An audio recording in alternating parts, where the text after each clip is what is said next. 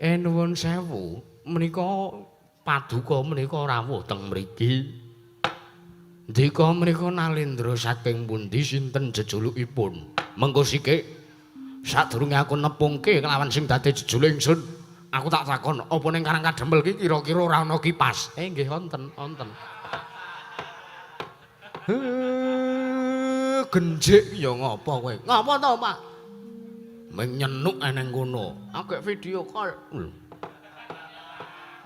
Kipase cawisna Nalendra iki. Wis ku lho. Lah nek ngene iki rak silir.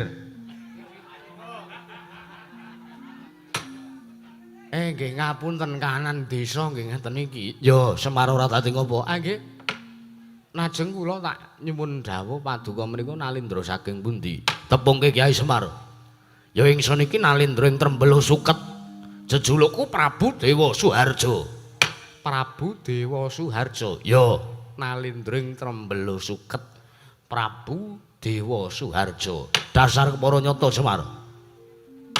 Kusik aku tak takon karo kowe. Nggih. Sing mapan ning mburiku iki sapa? Satriya bagus nanging nganggo ngrasuk busana kepatihan. Ha nggih niku Patih Ngastina, niku Ndara Patih Dwara. Wah, lah ya iki to.